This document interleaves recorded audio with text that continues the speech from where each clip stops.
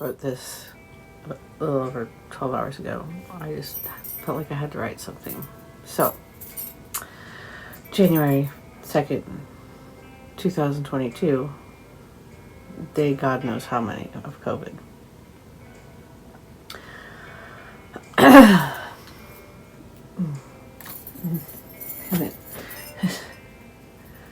Sorry. Okay. I felt like I had something I wanted to say, but now I'm not really sure exactly what it is I need to say. I mean, it's all there. I mean, too much is there. Like, if you try to shove too much stuff through a very small hole, and it just jams and plugs itself up. And do you see how bad it's gotten? I can't even formulate a proper metaphor. In fact, my brain is almost to the point of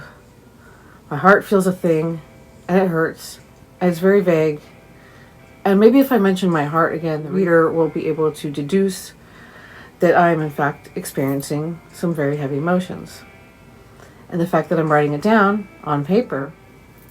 means that I'm both very affected by my current emotions, but also emotionally in tune and simultaneously tortured, as all true artists are. And I'm like Kerouac or any other young and furrowed-browed beat writer, huddled squatting in some dank alley in some second-rate city like maybe Omaha or Lansing, Michigan, or really any other forgettable and nauseatingly typical American city that is really only some city planner's vague Manhattan wet dream of a project as he plots his way out of this one-horse town, those bleak and shitty flatland cities which really and truly exist, only to serve as a pragmatic and centrally located hub for a successful forklift manufacturer's corporate headquarters, or some hugely first-world crucial widget assembly plant, a gas station stop for weary travelers to take a load off for a minute before getting on with the real important business of their true and real lives, wherein plans are contained and where dreams live. These flat and easily digestible flatland towns we all pass through, destined to be forgotten, where mullet-headed flunkies open short-lived and dingy tattoo parlors out of old failed delicatessens, and some local dude who once stayed in North Beach in SF opens the most exclusive Italian cuisine in town. But I digress.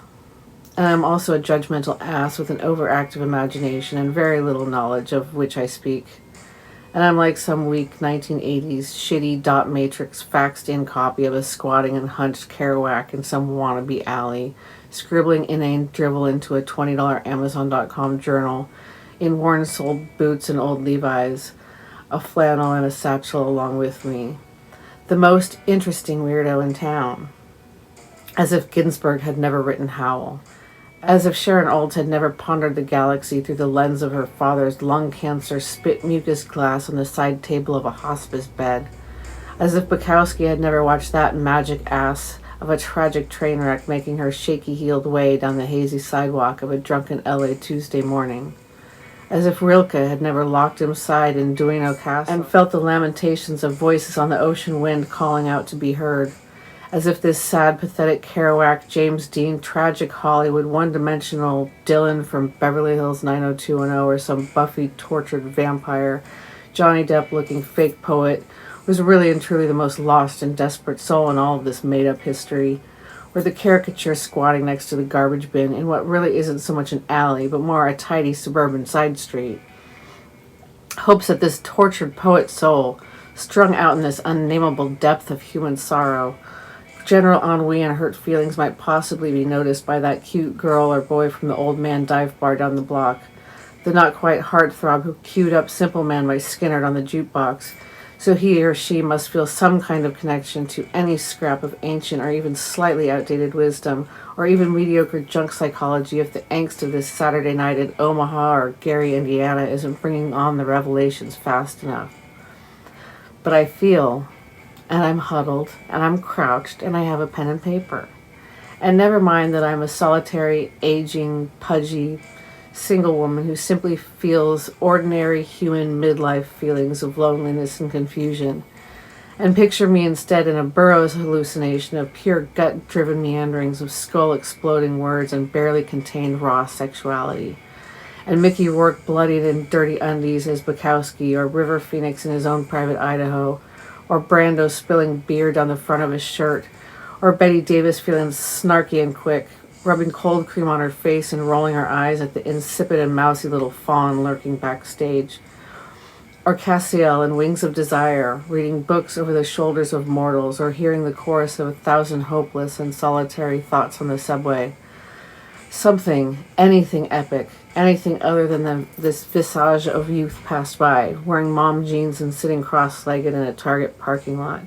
sipping a lukewarm latte or maybe even an airplane bottle of cheap gin, and muttering resentful contempt at the loud and boisterous young teens passing by, laughing at TikTok clickbait videos,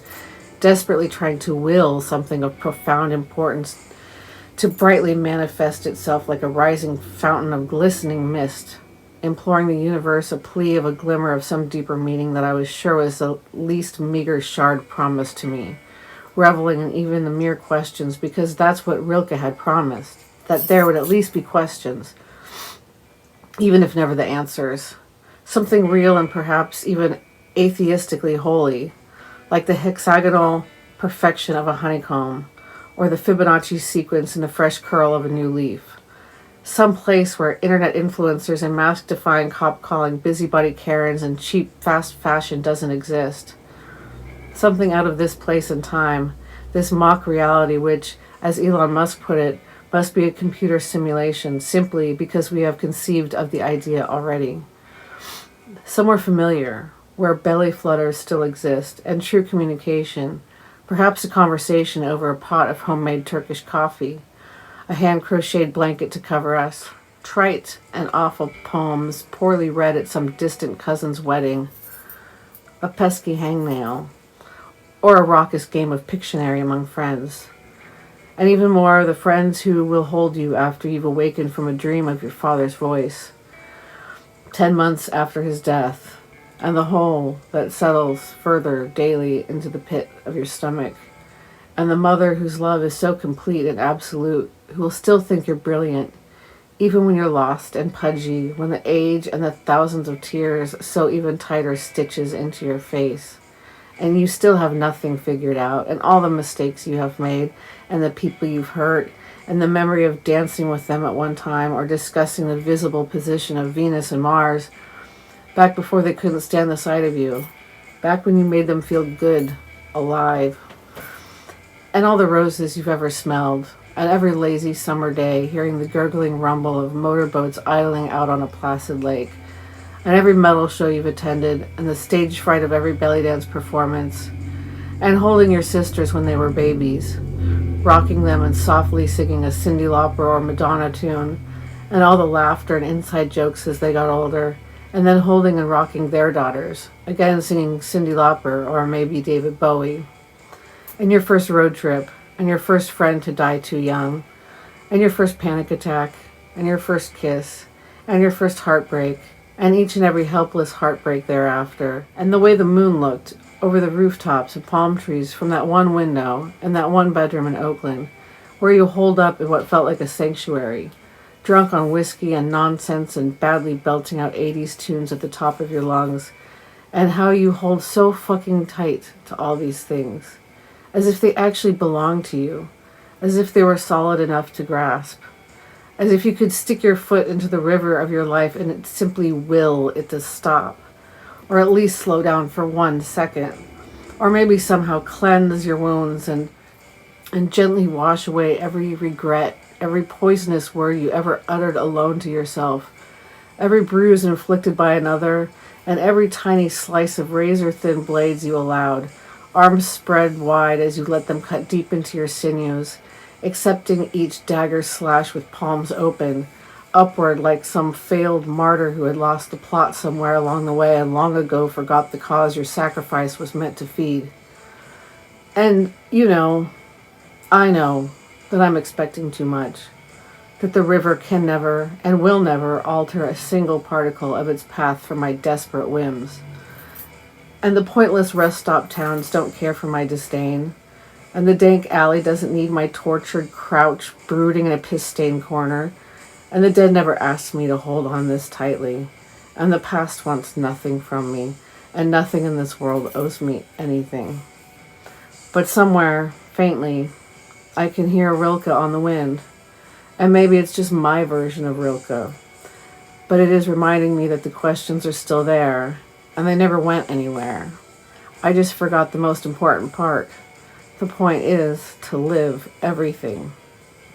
And I forgot to simply live the questions now, knowing that the perhaps of some distant day's answers was never promised. It will remain perhaps, and the Rilke in my head has been waiting for me to just chill the fuck out. Enjoy the water, splash a bit, laugh, play, and just sit with the questions, and just shut up, and breathe, and ask for nothing in return.